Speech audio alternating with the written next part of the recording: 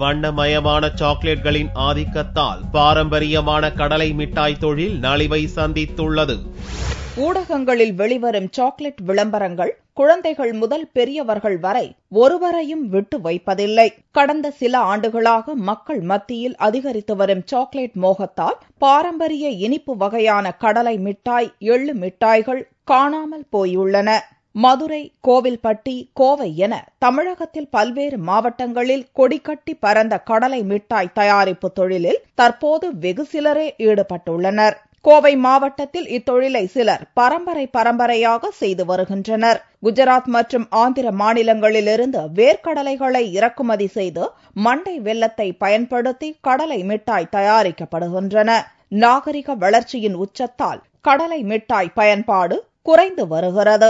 பள்ளி குழந்தைகளுக்கு மதிய உணவில் முட்டை வழங்குவது போன்று இதுபோன்ற பாரம்பரிய இனிப்பு வகைகளான கடலை மற்றும் எள்ளு மிட்டாய்களை வழங்கினால் நலிந்து வரும் இந்த தொழில் சீராகும் என்றும் கோவையைச் சேர்ந்த மிட்டாய் தயாரிப்பாளர்கள் கோரிக்கை விடுத்துள்ளனர். இப்போ இருக்க யங் ஜென்ரேஷன்ஸ் கிட்ட அவ்வளவா யாரும் எதிர்பார்க்கறது இல்ல. கடலபர்பி அந்த மாதிரி எல்லாம் சாப்பிடணும்னு அவங்களாம் ரொம்ப மாடர்ன் இதுக்கு மாறினால ரொம்ப ஸ்டைலிஷா இருக்கணும் அப்படின்னு நினைக்கிறாங்க. கடலபர்பி சாப்பிடுறாங்கன்னா அவங்கள அவ்வளோ ஒரு மாடர்ன் இதுக்கு ஏத்துக்கிற மாதிரி பார்க்க மாட்டேங்கிறாங்க. ஏதோ வேற ஆளு மாதிரி பாக்குறாங்க. ஒன்லி இந்த சாக்லேட்ஸ் ரொம்ப பெரிய பெரிய சாக்லேட்ஸ் தான் விரும்புறாங்க. ரொம்ப கலர்ஃபுல்லா டேஸ்டியா இருக்கிறது தான் பாக்குறாங்க. இல்லையா இதுல இருக்க சத்து பத்தி எதிர்பார்க்கறது இல்ல. கடலபர்பி சாப்பிடுறதுங்கிறது யாரும் விரும்ப மாட்டேங்கிறாங்க. எதனாலன்னு சொல்ல போனா ரசாயன பொருட்கள் நிறைய மிக்ஸ் ஆன சாக்லேட்டை எல்லாம் சாப்பிட்றதுக்கு விரும்ப ஆரம்பிச்சிட்டாங்க. அதனால என்ன ஆயிப்போச்சுன்னா எங்க தொழிலுக்கு பெரிய பாதிப்பாயிருச்சு. நம்ம ஊர்ல உற்பத்தி இருந்தாலும் மேக்சிமம் எல்லாம் வெளிநாட்டுக்கு எக்ஸ்போர்ட் பண்றதுனால, வெளி மாநிலங்களுக்கு அனுப்புறதுனால நம்ம ஊர்ல அதோட வரவு கம்மி ஆயிருச்சு. நம்ம ஊர் மார்க்கெட்ல எடுத்தோம்னா இப்ப 50% தான் நம்ம பொருளை விரும்புறாங்க. நம்ம பாரம்பரிய உணவை எல்லாம் மறந்துறதுனால இந்த தொழில் செய்யறவங்க நிறைய பேர் லாஸ் ஆறதுனால அவங்க அதை விட்டுட்டு போயிடுறாங்க. கவர்மெண்ட் தொழில் பண்றவங்களுக்கு ஏதாச்சும் ஃபண்ட் பண்ற மாதிரி பண்ணி என்கரேஜ் பண்ணி அவங்களுக்கு ஒரு நல்ல ஒரு சலுகை எல்லாம் கொடுத்தாங்கன்னா அவங்க பண்ணலாம். சாக்லேட்களை விரும்பும் குழந்தைகளிடம் தாது சத்து மற்றும் வைட்டமின்கள் நிறைந்த கடலை மற்றும் எள்ளு மிட்டாய்களை சாப்பிட அறிவுறுத்த வேண்டும் என்று மருத்துவர்கள் தெரிவிக்கின்றனர்.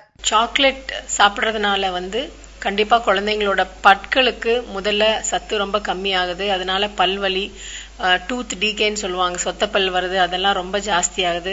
கெஃபீன் இல்லாட்டி தியோஃபிலின் அப்படிங்கிற பொருட்கள் எல்லாம் சாக்லேட்ல இருக்கிறதுனால அவங்களுக்கு ரொம்ப அடிக்ஷன் ஆகுது. அதுக்கு காரணம் அதுல இருக்கிற அடிக்டிவான பொருட்கள்னா அதனால நிறைய கெமிக்கல்ஸ் உள்ள சேரதுனால நிறைய தீங்கு தான் வருது. ஆனா அதே சமயத்துல பாரம்பரிய பொருட்களான கடலை பருப்பி, எள்ளுருண்டை அந்த மாதிரி பொருட்கள் எல்லாம் பாத்தீங்கன்னா நிறைய தாது பொருட்கள், minerals, vitamins, fat content, protein content, fibre இதெல்லாம் ரொம்ப நல்லா இருக்கு. அது மென்னு சாப்பிடுறப்ப அந்த குழந்தைங்களுக்கும் அந்த மென்னு அந்த பல்லோட எகிரோட ஸ்டிமுலேட் பண்றதுக்கு உண்டான சான்சஸும் நிறைய இருக்கு.